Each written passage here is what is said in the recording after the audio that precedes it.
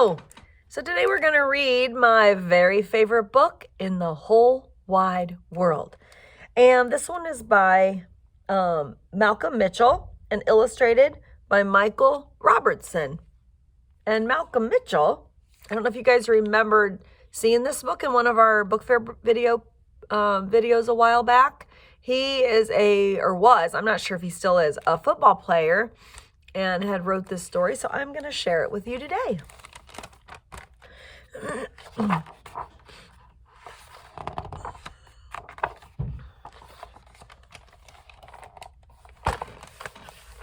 Hi, I'm Henley, and this is a story about finding a very favorite book in the whole wide world. But it wasn't as easy as it sounds. Reading can be hard, you know. Once upon a time, everyone thought I hated to read, but that's just not true. In some books, the words are too big, or the sentences were too long, or there were just way too many pages. And here you can see he's surrounded by blah, blah, blah, blah, blah, and nothing ever happened. And she went on and on and on, and it was long day. And they waited and they waited and they waited. And they slept and slept and slept. So here he's just thinking about, oh my gosh, all these words, and they just dragged on, and I just didn't enjoy it. In other books, the pictures have zero to do with cool things that I like or with what's inside of me. I do try, but some books are so giant, if I stood on them, I would turn into a giant. And other books are so boring that I would just rather use them as pillows.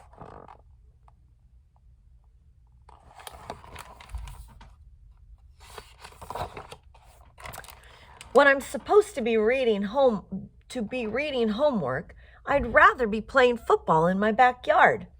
And when I'm asked to read the cookbook to help make dinner, I would rather see how many grapes I can just fit in my mouth. Once I took a wagon full of books to the town swimming pool to find out how good they could swim. I would never recommend this, children. Books do not belong near water. When I tried to read books about dinosaurs, they made my brain hurt. So I gave the books back to the dinosaurs. I've tried reading books about mountains, pickles, aliens, monsters, cats chasing mice, and mice chasing cats. I even found a book about cats chasing mice up a mountain while aliens ate pickles with monsters. But none of these made reading easier or more fun. But that all changed when Mrs. Joy gave the worst homework assignment ever. So here you can see he's giving the books back to the dinosaur by feeding them.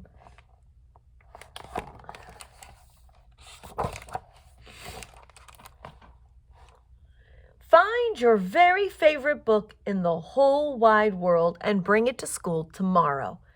It can be a book about anything.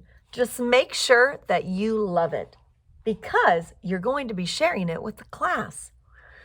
The school bell sounded like 100 horns blowing in my ear. Thinking about the yucky homework assignment just gave me a super headache and made my hands all sweaty.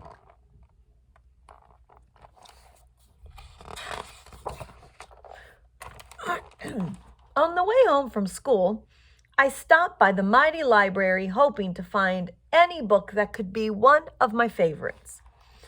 My friends went into the library ahead of me, and when it comes to finding books, I'm not so fast.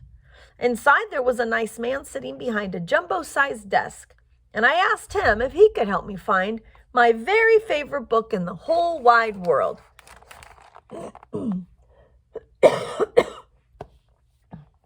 Excuse me. He showed me books about science and adventure and squishy animals. He flipped through the pages of books about flags and farms and holidays. He'd found plenty of books with twisty big words, sentences as long as my legs, and pictures that tangled the pages.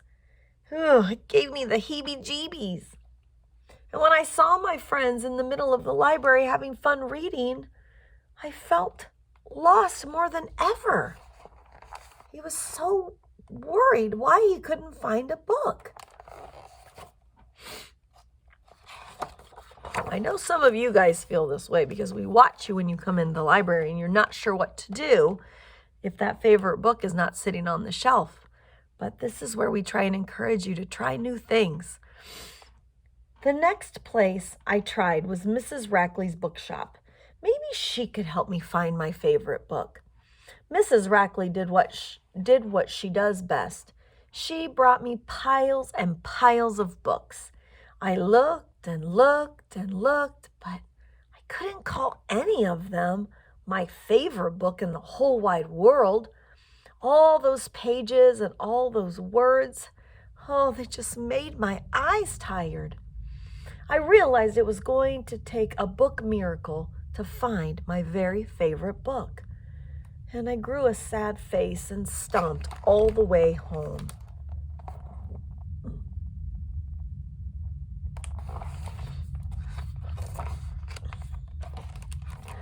Mama was unloading the dryer and she could tell that I was having a crummy day.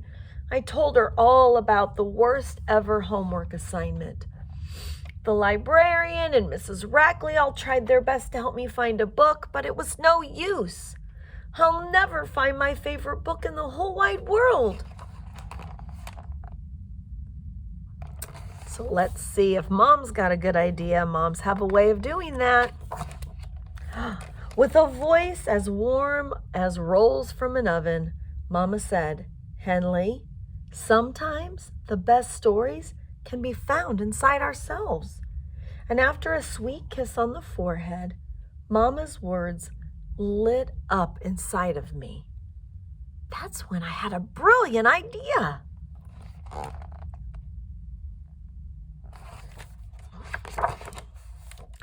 The next morning, I could hardly wait for my turn to share my very favorite book in the whole wide world.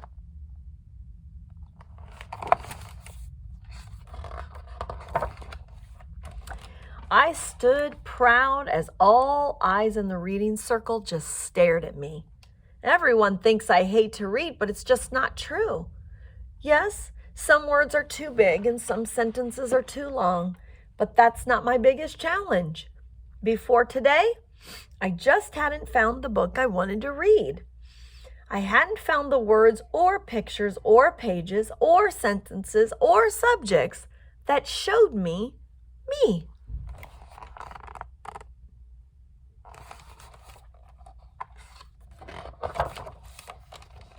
So, last night I wrote a book. It's called My Very Favorite Book in the Whole Wide World. It's about a big, fat, bumpy journey to finding my perfect book. My book has words and pictures and pages that show me and that show you me.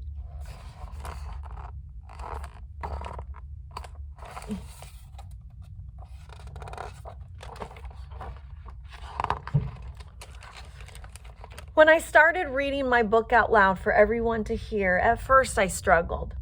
But soon my words began to flow and the pictures that I drew danced off the pages. Everyone can have a favorite book in the whole wide world, even if they have to write it themselves. And when I was done telling my story, all my classmates just clapped and cheered for me.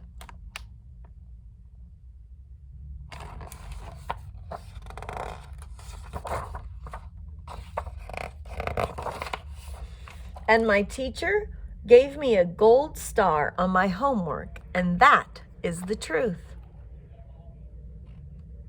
So it looks like Malcolm ended up finding his favorite book after all.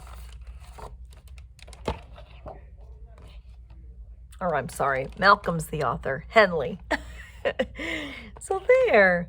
So hopefully this will encourage you guys to challenge yourselves to try to read new things. That's why going to a public library or our school library is so amazing, because you can try different books. You don't have to buy them, you borrow them.